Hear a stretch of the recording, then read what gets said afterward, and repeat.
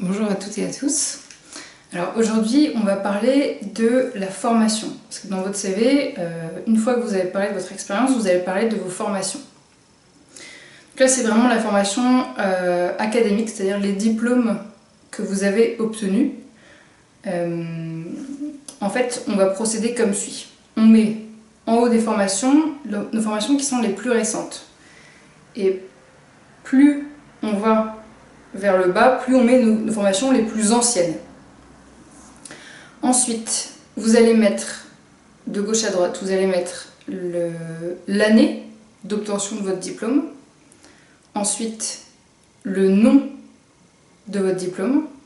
Ensuite, l'endroit où vous l'avez passé, c'est-à-dire une université ou le nom de votre école, etc. Et ensuite, le lieu où c'était, dans quelle ville c'était.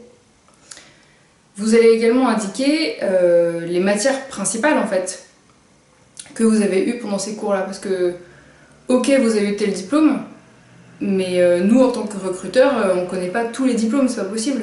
Donc on ne sait pas exactement ce que vous avez étudié, ce que vous avez fait. Voilà, on a besoin vraiment de précision. Et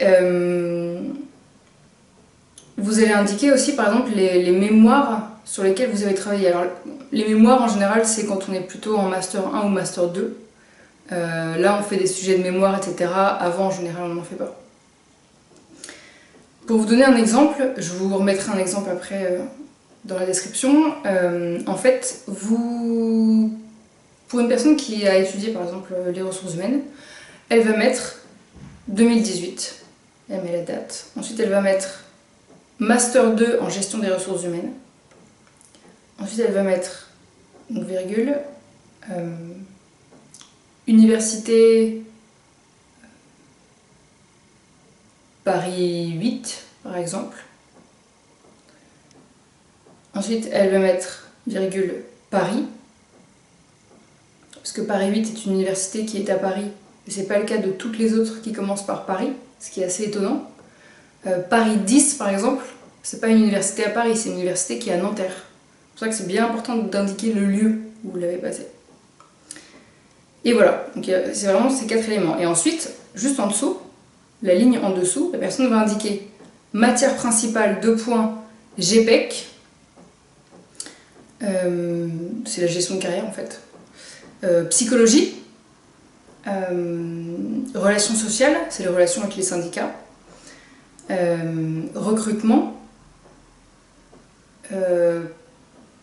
Gestion de paye, etc., etc. Elle va vraiment indiquer les matières principales qu'elle a étudiées, qui sont totalement en lien avec les ressources humaines et qui sont totalement en lien avec le poste pour lequel elle postule, ou la future formation pour laquelle elle postule. Et juste en dessous de cette ligne-là, la personne va indiquer le mémoire, ou les mémoires, en général c'est le mémoire, sur lequel elle a travaillé.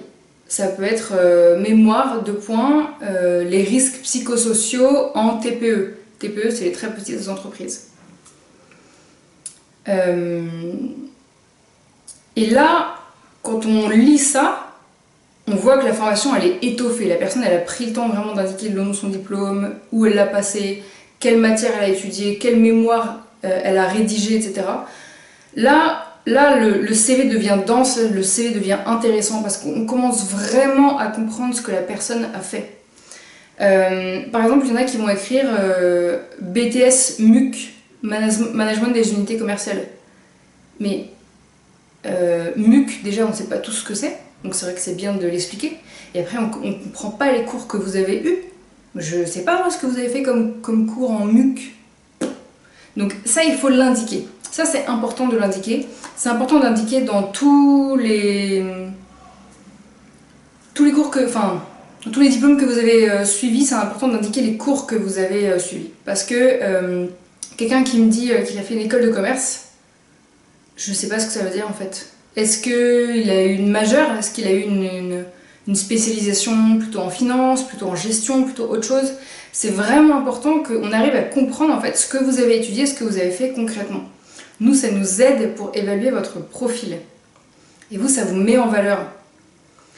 Donc voilà, je voulais vous expliquer comment on rédige, qu'est-ce qu'on met en fait dans la partie formation sur notre CV. Comme toujours, je vous mets le lien en description de l'article que j'ai écrit pour vraiment vous illustrer tout ça et que vous ayez un support écrit. N'hésitez pas à me contacter si vous avez des questions et n'hésitez pas à vous abonner à ma newsletter. En fait, dans ma newsletter, je vous donne des codes de réduction pour les services que je propose. Ça peut être de l'aide pour la relecture sur un CV, sur une lettre de motivation, ça peut être le fait de vous préparer un entretien, le fait de vous coacher, etc. Donc n'hésitez vraiment pas à regarder un petit peu ce que je propose sur mon blog. Je vous dis à très très bientôt. Merci.